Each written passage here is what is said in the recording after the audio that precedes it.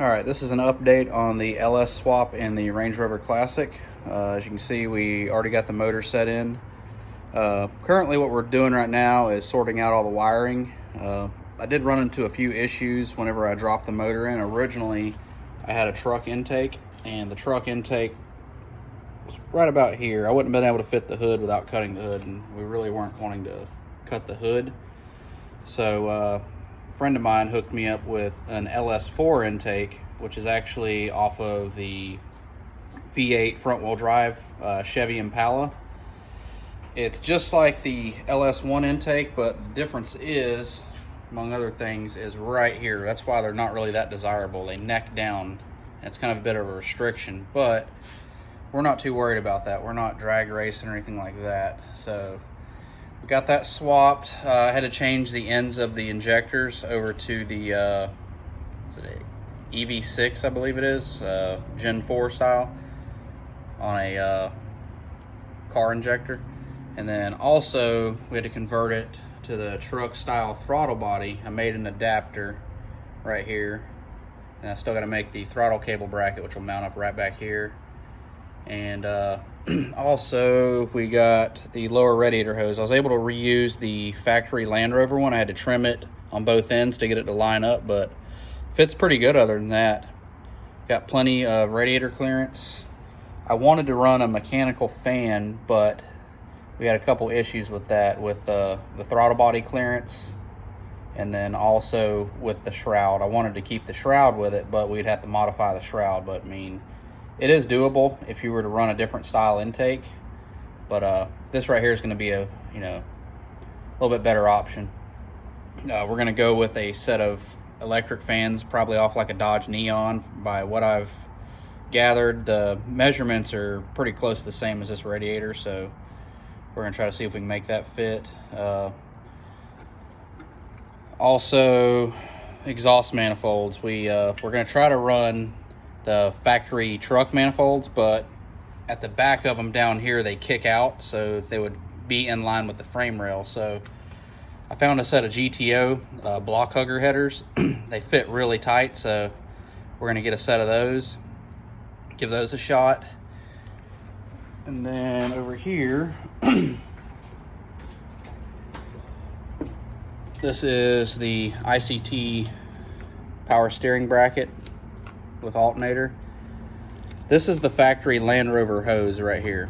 All that stuff hooked up fine. The difference is this is just a regular flare fitting. It's like a double flare fitting. The LS style power steering pump takes an O-ring flare. So Speedway, I'm going to have all the part numbers and all that once I get all this done. Speedway makes an adapter that goes inside here, and you just basically insert it and it converts it to a double flare. So that way you can keep your factory hose. You don't have to have anything custom made. I am still going to take and raise up the reservoir a little bit. That way it is above the pump to where we have, where it won't cavitate. Got plenty of clearance on the steering shaft. Those are my motor mounts down there. They're factory Chevy. All I did was make the adapter, and I got it as far back as I could just to help with the weight balance. I didn't want to have it, too far forward, and I put it as high up as I could just to clear the axle. I mean, I could have went higher, but I really don't like having a high center of gravity, so I want to try to keep it relative to where it was factory. And it does weigh about 200 and some change more than the Land Rover engine, but fits in here great. It's pretty good clearance. Get the light on here.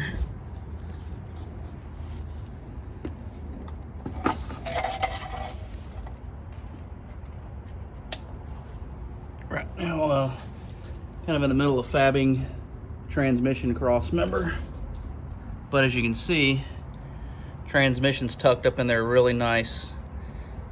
And this is at, I believe it's about 5 degrees tilted back a little bit. We could go a little bit more with it, but you don't want to have the motor tilted too far. But with the transfer case off the back of this, I think the transfer case may drop just a little bit below the frame, which ain't that big of a deal. And then we're gonna look at drive shafts. They're the center line, I don't know if you can see it or not, but the yoke is pretty close to the pan with it in there, but we may end up running a carrier bearing. But we're gonna see what we can do with just a straight drive shaft. If we have any issues with it contacting the pan, we're gonna do a 2-piece shaft. It's not that big of a deal. We're also waiting on the adapter. Since this is a 5-bolt adapter, this is out of an S10, so we're gonna convert it to the 6-bolt. And then one more other issue is right here. So Land Rovers have a cutout right here to clear the emergency brake. Now that we've gone centered with the rear, it actually hits right there. So what we're gonna do, which we're kind of in the middle of doing it right now, we're gonna cut out some more. We're gonna plate all this in. You won't even know it's done. And then that'll help with our clearance off the back. And it is gonna run slightly offset. It's not gonna be that big of a deal. I've done it before with Samurais. You know, with the double cardigan shaft, you're not gonna feel anything. And there is a good solution for the e-brake, which I know some people are probably wondering how I'm gonna run an e-brake on this, being I got a 208. There's a couple different options. You know, we're probably gonna end up swapping axles. I could go over to a e-brake on the axle, but Undercover Fab sells an adapter to basically go from cable over to a hydraulic slave cylinder, and that tees into your rear brake line. So we're gonna run that. So all we're gonna do is basically get the bracket, mount it up on the side of the frame here, and then we're gonna have an e-brake again. And then also we're going to, if you can see it or not, we're gonna build an adapter bracket to mount the shifter back into its original spot. And one problem that we've encountered, which you probably see it right here, is this little lever up there on the side of the transfer case is a lot taller. And you got to think, this has 2 high, 4 low, 4 high, neutral. So the throw in that, I believe, is about 4 inches. And the Land Rover, you're just running basically 4 low, 4 high, neutral. So the throw of that is different.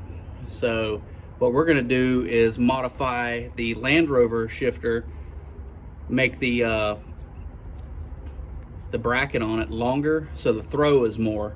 So that way when you're shifting it up top, it's only moving 3 inches or 2.5 inches, and the bottom's moving the full stroke.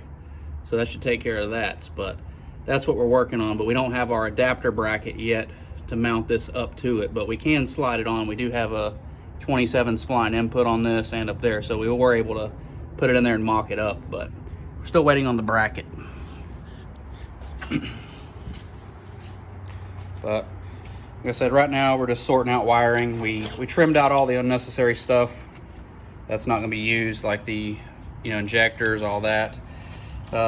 One thing to do though, when you go to start a project like this, unplug everything, and as you unplug it, mark it, because once you get all this stuff unplugged, you're gonna not realize what is what.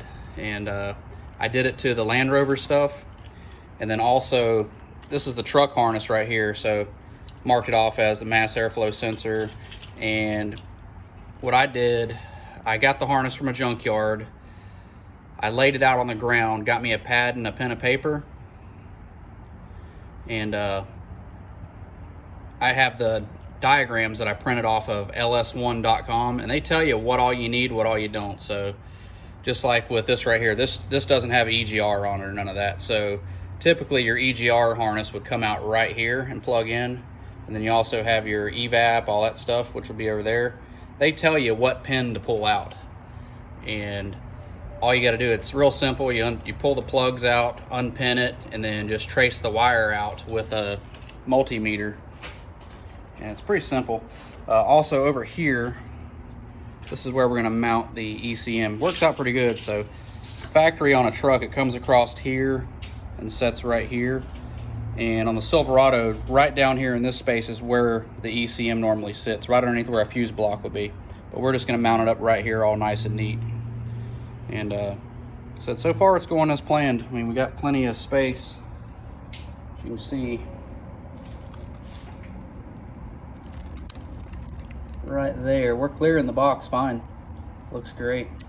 Like I said, the lower hose is good. The upper hose, I took 2 factory hoses, and we may run a splice kind of like how we did on the Jeep Liberty. I think that would work fine, but I'm gonna get a Silverado hose, which is actually probably gonna work out fine without having to do a splice. I'm gonna get one of those and try it out, because I don't really like butchering stuff if I don't have to. So other than that, it's going really good. We're in the wiring phase. Not a whole lot that I can find on the internet for the 14 CUX that's as detailed as what LT1swap.com has, but we're just gonna backtrace all these right here, pull them out, and then start connecting the dots, hooking all the, you know, the Range Rover stuff up to the Chevy stuff, our parking interlocks, our fuel pump, all that stuff. So that way, when the key is hit, this thing will fire up and it won't even know that it has a LS motor in it. So other than that, that's our current update. I will update more as I get more done. Got a bunch of parts to order. We still got to order the exhaust, the whole fuel system. We're gonna change that out. Got a couple little tricks with that that'll help save some time and money. But currently that's it. Just let me know if you got any questions. Just hit the comment box. Anything you want to see me explain more of. All right, till next time.